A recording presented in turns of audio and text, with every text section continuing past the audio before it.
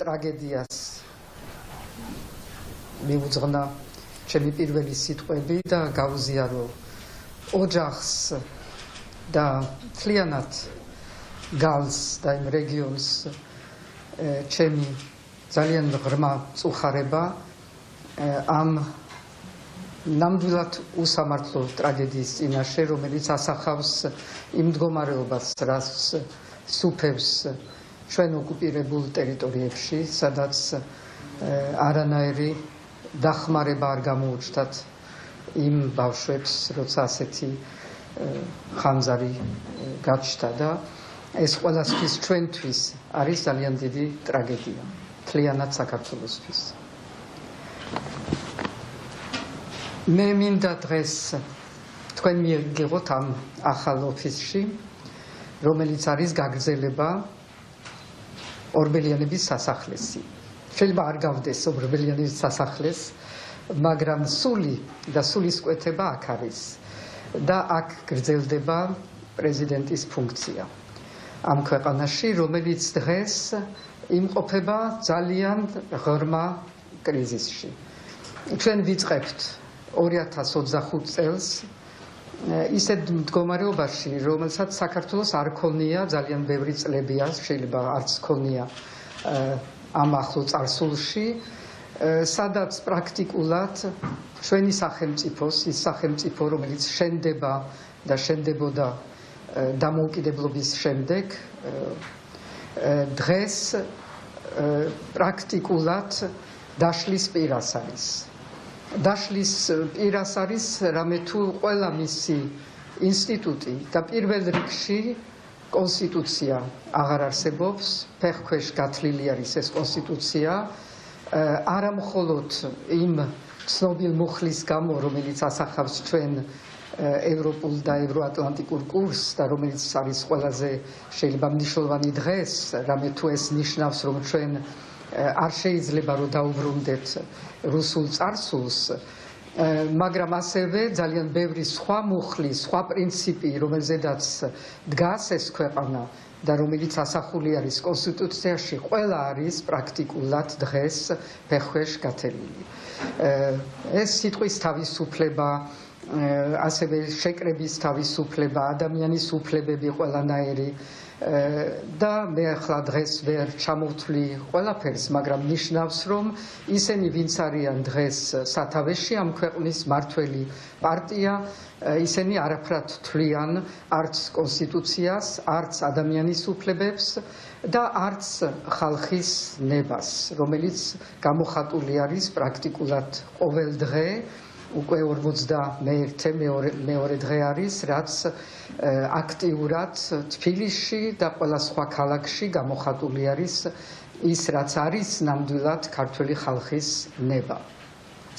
ასევე ჩვენ აღარა გვაქვს სასამართლო, დიდი ხანია, რაც ჩვენი სასამართლო არ წარმოადგენს მაგალითს იმისი, თუ რა უნდა იყოს სასამართლო დემოკრატიულ ქვეყანაში და მიდიოდა მცდელობები სხვადასხვა ტიპის ამ სასამართლო სისტემის რეფორმირების. დღეს ეს უკვე აღარ არის დღის წესრიგში, არანაირი არათუ რეფორმა, აღარ არსებობს სასამართლო და ეს დავინახეთ ძალიან ნათლად არჩევნების დროს, როცა არც ერთმა ერთის გარდა არც ერთმა სასამართლომ არ დააკმაყოფილა არაფერი თუ არა ცენტრალური საარჩევნო კომისიის მხარეს პოზიციები და ყველა დონე სასამართლოსი არის წართმეული, ხალხისგან წართმეული და სამართლიანობა ამ ქვეყანაში ვერ მოიპოვება, რაც არის დემოკრატიული სისტემისთვის პრაქტიკულად მისი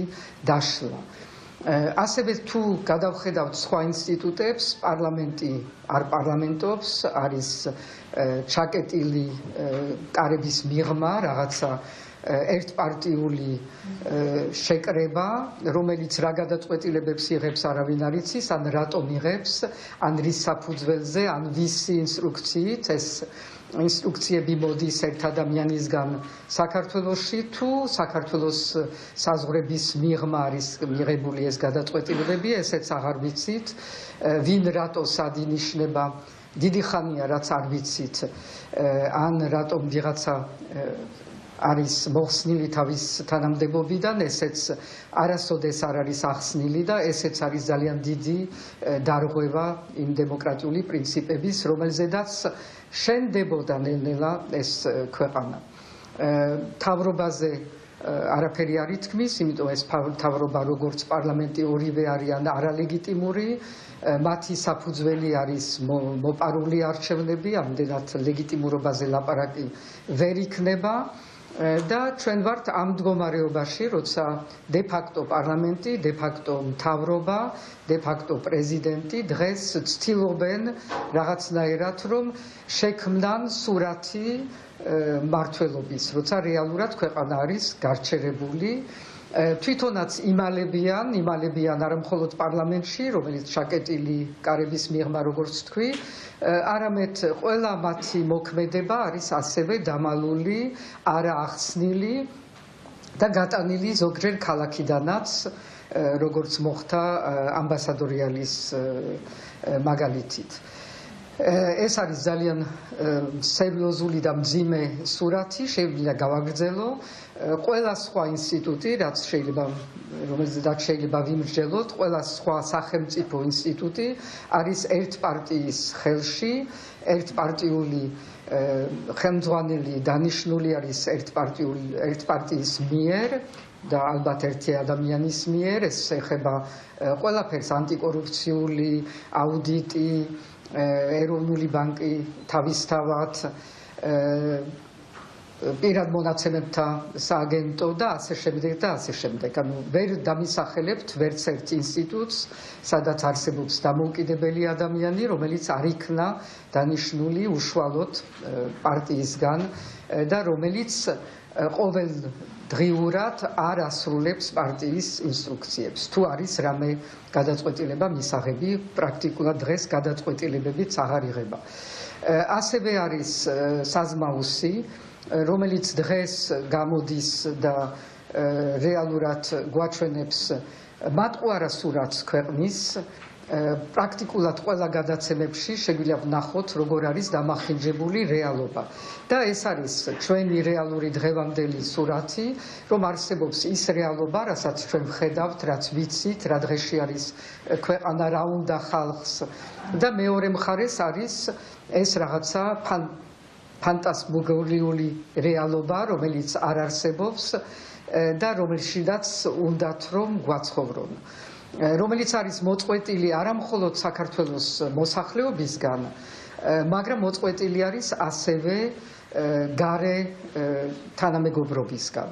ჩვენ ვხედავთ, რომ უფრო და უფრო საქართველო გადასული არის ამ ყველაფრის გამო იზოლაციაში და ჩაკეტილი ქვეყანა, რაც ცხადი არის, პირდაპირ აისახება ჩვენს ეკონომიკაზე, რომელიც დღეს ასევე გაჩერებული არის დიდწილად.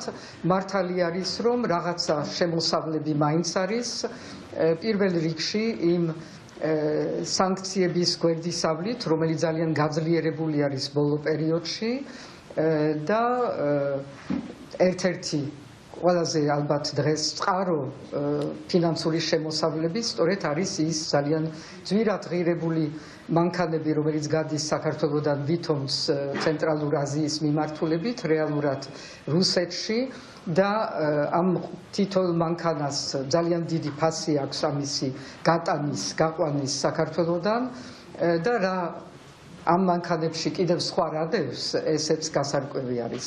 ასე რომ ეს არის ძალიან სერიოზული პრობლემა და ალბათ ერთ-ერთი წყარო, რითაც დღეს კიდევ ინარჩუნებს ეს მართველი პარტია რაღაც გარკვეულ შემოსავლებს. ეს არის დღევანდელი ჩვენი სამწუხარო ძალიან ღრმა კრიზისი, რომლიდანაც გამოსავალი არის ერთი და მხოლოდ ერთი. ეს არის არჩევნები. და ჩვენ ვხედავთ დღეს და ეს არის ძალიან სასიხარულო, რომ ჩვენი პარტნიორები, თავარი პარტნიორები, ესენი იქნებიან ევროპელები თუ ამერიკის შეერთებული შტატები უკვე იზიარებენ არა მხოლოდ იმას, რომ არ აღიარებენ არჩევნებს, უკვე 2 თვე-ნახევარი პრაქტიკულად გასული არის და არავინ არ აღიარებს გარდა ის ქვეყნები, რომლებიც არ ითვლებიან როგორც ჩვენი დემოკრატიული პარტნიორები, ამის გარდა არავინ არ აღიარებს არჩევნებს და არავინ არ აღიარებს არჩევნებისგან გამოსული არც მთავრობას, არც პარლამენტს, არც პრეზიდენტს და ეს კიდევ უფრო ცხადი არის იზოლაციაში გვამყოფინებს ჩვენ მთლიანად ქვეყანას, მაგრამ ჩვენს გვაქვს საშუალებები, რომ გამოვიდეთ ამ იზოლაციიდან. მე მაქვს ეს როლი და მე ამ როლს ვასრულებს სრულყოფილად. მაქვს პრაქტიკულად ყოველდღიური კავშირები ჩვენ უცხოელ პარტნიორებთან და თქვენ იცით და მე დღეს ახლა ამას ვადასტურებ, რომ მივდივარ პრეზიდენტ ტრამპის ინაუგურაციაზე, მივდივარ ვაშინგტონში ვიქნები ჯო უილსონის დაპატიჟებით. თქვენ იცით, რომ არის სხვადასხვა ვარიანტები, ვთქვათ, მოწვევის ამ ინაუგურაციაზე, რომელშიდაც არავინ ფულს არ იხთის, სხვათა შორის თუ არა ეს რომ ყოფილიყო ამის საშუალება, ალბათ სხვებსაც ბევრს აქვს ჩემზე ბევრად მეტი რესურსი, რომ გადაიხადოს ეს თანხები. მაგრამ ეს დავტოვოთ ეს ხუმრობა გვერდზე. მთავარი ის არის, რომ მივდივარ იქა, მექნება მაღალ დონის შეხვედრები და ვაგრძელებთ ამ ურთიერთობებს ჩვენ პარტნიორებთან. იცით ასევე პრეზიდენტ მაკრონის განცხადება, ის უხეში და უზრდელი პასუხები, რაც მოდის ამ მმართველი გუნდიდან, ყველა ამ მიმართულებებით, ამ ჩვენი პარტნიორების მიმართულებებით, დიდად არაფერს არ ნიშნავს. იმიტომ რომ რეალურად რაც არის მნიშვნელოვანი არის ის, რომ საქართველოს მოსახლეობას აქვს მხარდაჭერა მისი მთავარი პარტნიორებისგან, რომლებიც მზად არიან ერთის მხრივ, რომ დაასანქცირონ ისინი, რომლებმაც გადაწყვიტეს, რომ საქართველოს წაიყვანათ სხვა მიმართულებით, სხვა გზით, ანტიდემოკრატიული და ანტიევროპული თუ დასავლური და ასევე მხარი დაუჭირონ და დაპირდნენ საქართველოს მოსახლეობას, რომ როგორც კი ჩატარდება ახალი არჩევნები და დაუბრუნდებით იმ წყობას, რომელიც არის საქართველოსთვის ყველაზე სასურველი და მის საზოგადოებისთვის ყველაზე სასურველი, დაგვიბრუნდება ყველა ის დახმარებები, რაც არსებობდა და რაც უნდა გაძლიერდეს კიდევ უფრო, იმიტომ რომ ჩვენი ეკონომიკა რეალურად არის ძალიან მძიმე დღეში და ჩვენ დაგვჭირდება არჩევნების მერე ძალიან სერიოზული ახალი ძალისხმევა ჩვენგან პირველ რიგში და ასევე ჩვენი მეგობრების და პარტნიორების დახმარების კუთხით. არჩევნებს არ აქვს ალტერნატივა, ეს არის ცნობილი არა პრინციპი, ეს არის მოცემულობა ყველა ქვეყანაში, სადაც ასეთი ღრმა კრიზისი არსებობს, რომ არჩევნების გარეშე ვერ გამოხვალ ამ კრიზისიდან და ვერავინ ვერ მართავს დიდხანს ქვეყანას თავის ხალხის წინააღმდეგ. ეს არის ის რეალობა. აქ უკვე 2 არჩევანი არის, ერთი რომ ამ ხელისუფლებამ, რომელიც უკვე იშლება სხვათა შორის ის ნიშნები, რომ ვერტიკალში არის ძალიან სერიოზული კითხვები, რომ პოლიცია ცუდად ეგუება იმას, რომ კრიმინალურ ვერტიკალს უნდა დაემორჩილოს და არაჩვეულებრივ ინსტიტუციურ ვერტიკალს, ესეც გასაგები არის და დიდხანს ვერც ერთი ინსტიტუტი ვერ შეეგუება იმას და ვერც ერთი ადამიანი, რომელიც არ არის ბოლომდე მიყიდული, ვერ შეეგუება იმას, რომ იყოს მართული ამ ფორმით და პირდაპირ ინსტრუქციებით იყოს დამორჩილებული, ასე ვთქვათ. ჩვენ ვხედავთ ამ ევოლუციას და 2 ვარიანტი აქვს დღეს მმართველ გუნდს, ერთი რომ დაინახოს ეს რეალობა, დაინახოს რომ რა უნდა ქართველ ხალხს და თვითონ წავიდეს იმაზე, რომელიც იქნება ცხადია დათმობა, წავიდეს ახალ არჩევნების ორგანიზებაზე, ვთქვათ, იმ ძალებთან ერთად, რომლებიც არიან ქვეყანაში და იმ რეკომენდაციების გათვალისწინებით, რაც არსებობს და ამაზე დოკუმენტი, როგორც უკვე ვთქვით, მზადდება და პრაქტიკულად მზად იქნება მომავალ დღეებში.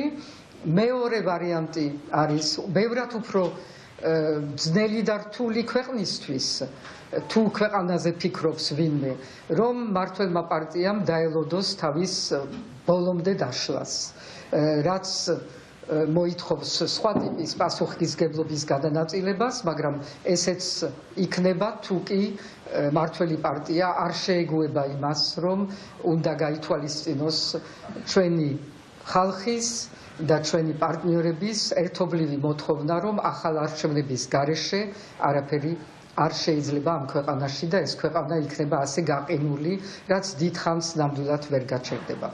ჩვენ ვართ მზად ორივე ალტერნატივისთვის და მზად ვიქნებით, გრძელდება ეს ბრძოლა, მისი მთავარი კომპონენტი არის ის ხალხი, რომელიც დგას ქუჩაში, რომელსაც მეც უერთები რამდენადაც შემიძლია, ის ხალხი, რომელიც დგას არა მხოლოდ თბილისში, არამედ თბილისის გარეთაც და ისიც მინდა მოგახსენოთ, რომ ხვალ მივდივარ ზუგდიდში, სადაც მექნება იგივე ამ ხალხთან, რომელიც დგას და რომელსაც ჭირდება მხარდაჭერა, იმათთან ერთად ვიქნები და მე გავაგზელებ იმის მერე, რაც ამერიკიდან დავრუნდები, სხვადასხვა რეგიონებშიც ჩასვლას, იმიტომ რომ ეს არის ერთობლივი საქართველოს ყველა მოქალაქეს პროტესტი, რომელიც არ არის მხოლოდ თბილისი, ეს არის ამაშის დიდი სიახლე, რომ ეს გავრცელებული არის მთელ ქვეყანაზე და ყველგან ჩვენც უნდა ვედგეთ გვერდში ყველა ჩვენ მოქალაქეს, სადაც არ უნდა იყოს. ეს არის ჩემი მიზანი, მე მექნება ყველასთან კავშირი, ჩემი ბრძოლა პირადი გრძელდება და ბოლომდე გაგრძელდება, იმიტომ რომ მე ვარ ამ ქვეყნის პრეზიდენტი, მაქვს ძალიან დიდი პასუხისმგებლობა, რომ ეს ქვეყანა გავიყვანო თქვენთან ერთად იმ სამშვიდობოზე, რომელიც დემოკრატიის, თავისუფლების და მისი კურსის გარეშე არ შეიძლება რომ იყოს მიღწეული. ძალიან დიდი მადლობა. ახალი არჩევნების ჩატარების შემთხვევაში ჩვენ ახალ პარტიას შექმნით, თუ ემხრობით ერთიან სიას და ასევე მაქვს კითხვა, ახალი არჩევნები თუ გეყოლა, што არალეგიტიმურია, ვინ უნდა ჩანიშნოს?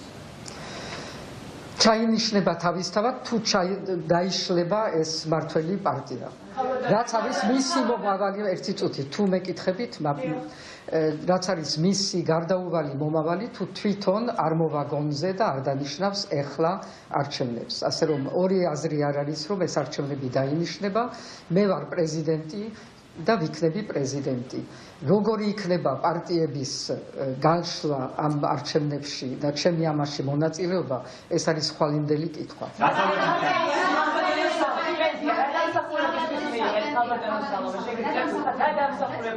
ეს არ არის სტიპენდია, ეს არ არის სტიპენდია, უნდა გაიგოთ ჯერაც არის, ეს არის ჯერ ერთი ჯილდო და მეორეს მხრივ ეს არის დაფინანსება პროექტის, რომელიც გვაძლევს საშუალებას, რომ ქართულ თემატიკაზე დაიწეროს პროექტი, რაზედაც ჩვენ დავიწყებთ მუშაობას.